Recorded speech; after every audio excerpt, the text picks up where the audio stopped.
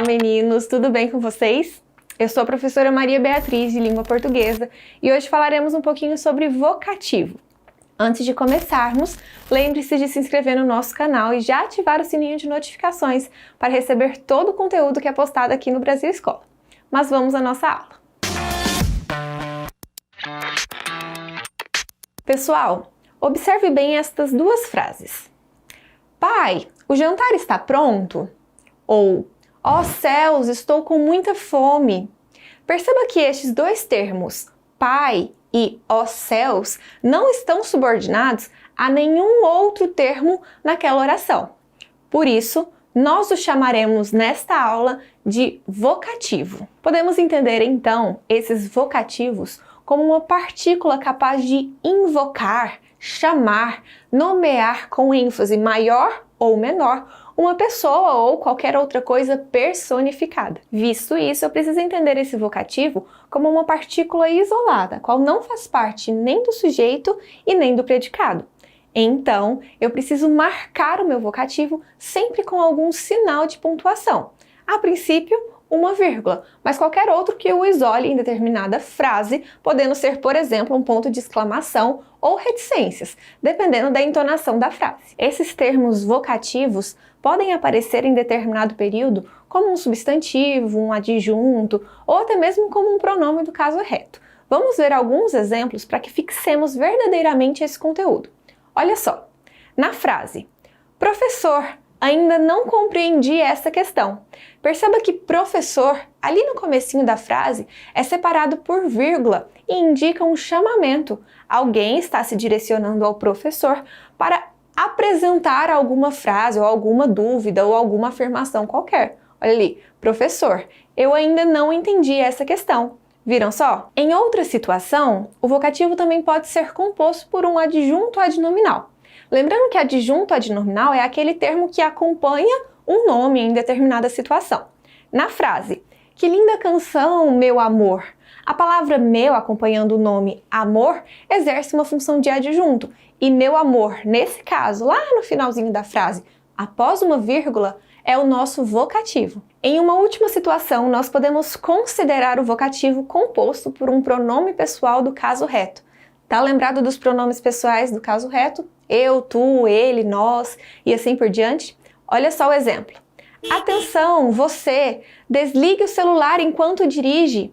Perceba que o você, representando ali a terceira pessoa do singular, é o nosso vocativo. É a palavra que indica o chamamento nessa oração.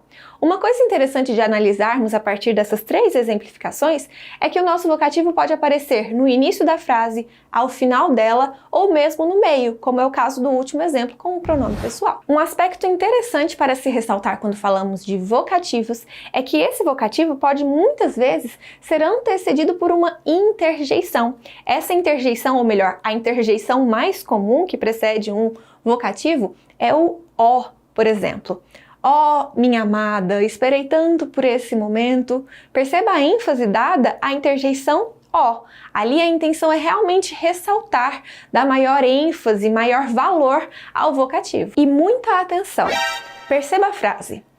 Crianças, tenham cuidado.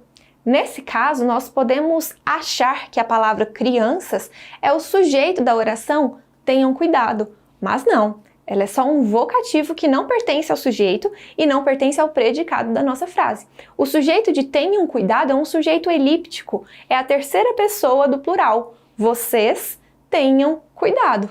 Percebeu? Muita atenção quanto a isso. E nesse contexto em que devemos estar um pouco mais atenciosos quanto ao vocativo ali em determinado período, devemos nos atentar também ao fato de que, em algumas situações, o vocativo pode transformar-se em um adjunto adnominal ou um adjunto adnominal pode transformar-se em um vocativo com a colocação ou não de alguma pontuação.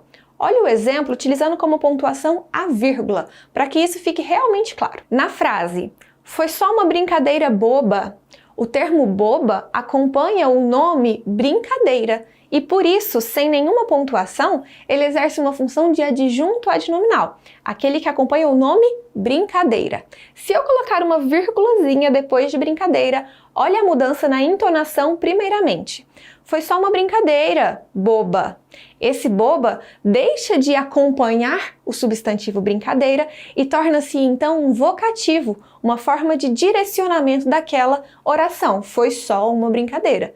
Viram só a importância da vírgula nesse caso? O mesmo pode acontecer com uma relação entre sujeito e aposto explicativo.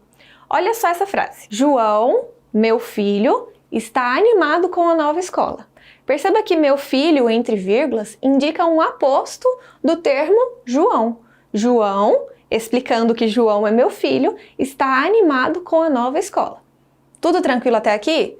Sujeito, aposto e predicado. Agora, se eu retiro a vírgula após meu filho, muda-se completamente o sentido dessa frase. Olha primeiramente a entonação. João, meu filho está animado com a nova escola. Agora João não é mais meu filho. E meu filho não é mais aposto explicativo de João, porque João é vocativo e não sujeito. Eu estou direcionando essa frase ao João. João, meu filho está animado com a nova escola. Meu filho, sem a vírgula posterior, deixou de ser um aposto de João e passou a ser o sujeito principal daquela oração. Viram só? Eu preciso me atentar então a essa relação entre a pontuação e ao vocativo ou ao sujeito daquela oração.